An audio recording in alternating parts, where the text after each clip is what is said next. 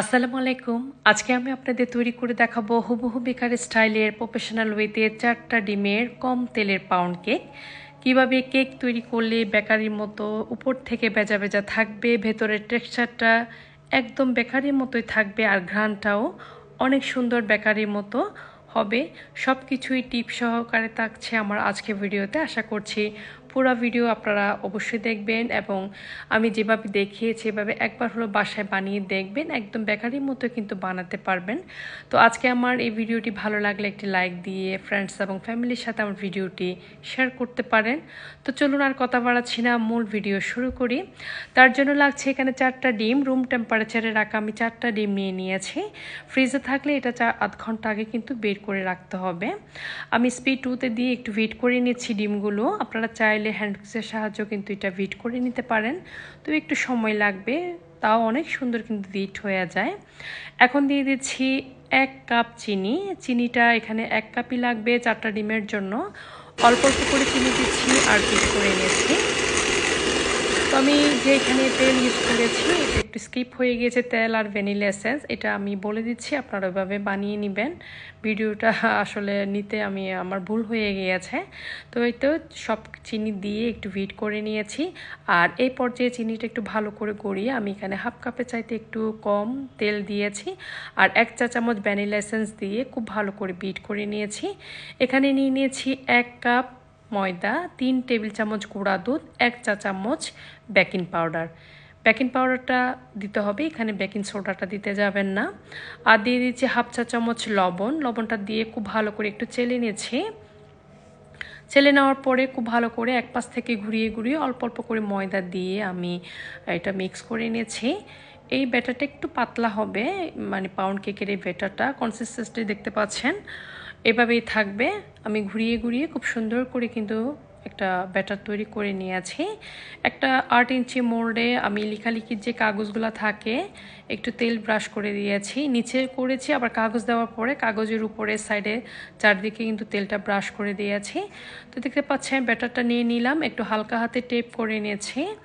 এখন হাতটা একটু ভিজিয়ে আমি মাঝখানে একটু দাগ টেনে দিয়েছি, যেভাবে বেকারিতে একটু ফাটলের সৃষ্টি হয় ওইভাবে আনার জন্য। তো এই কেকটা তৈরি করতে গিয়ে আমার একটু বিড়ম্বনায় পড়তে হয়েছে। আপনারা চেয়েছেন, অনেক আপুরাই বলেছেন যে আমি নতুন ওভেন কিনেছি, ওভেনে একটু কেক পিৎজা এগুলো মানে বেক করে দেখানোর জন্য। তো কারেন্ট ছিল না, কারেন্ট না থাকার কারণে আমাকে এটা বাধ্য হয়ে চুলায় তৈরি করতে হয়েছে। তো চুলাতেও কিন্তু খুব সুন্দর কেক হয়, আপনারা দেখতে পাবেন একটু পরে।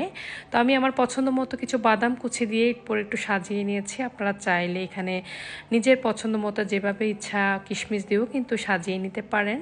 তো দেখতে পাচ্ছি আমি হালকা হাতে টেপ করে এটা চুলোতে সিলভারের হাঁড়িতে আজকে বেক করব।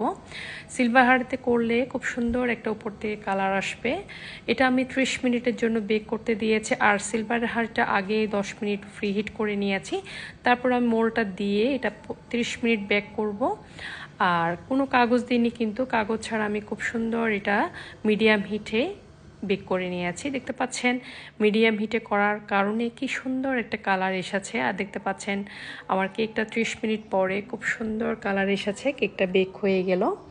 আমি কিন্তু কোনো কাগজ দিইনি, কাগজ ছাড়াই এই কেকটা আমি বানিয়ে নিয়েছি। তো দুপুরে আমি একটু গরম থাকা অবস্থায় সুগার সিরাপ দিয়ে দিচ্ছি।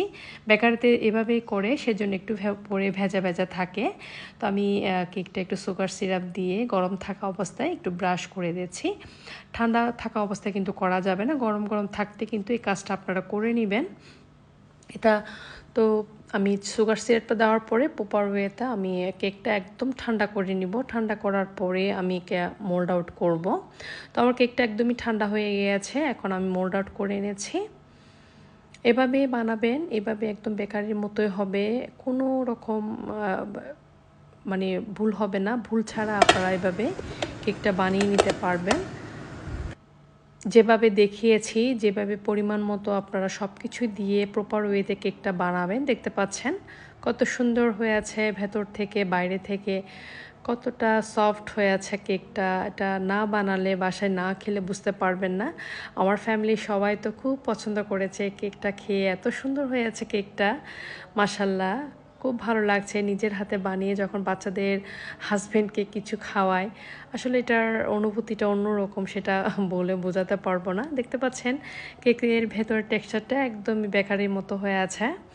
এভাবে প্রপার ওয়েতে আপনারা যেভাবে দেখিয়েছি এভাবে আপনারা বানাবেন, একদম নিরাশ হবেন না।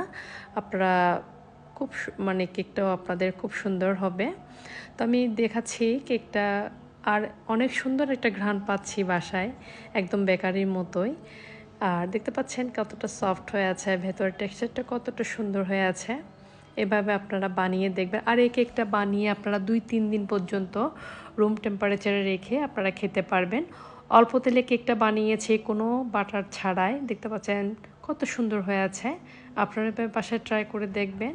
সবাই অনেক ভালো থাকবেন, সুস্থ থাকবেন, আমার জন্য দোয়া করবেন। আমিও দোয়া করছি। আজকের মতো আমার ভিডিওটি এখানেই শেষ করছি। আল্লাহ হাফেজ। আসসালামু আলাইকুম।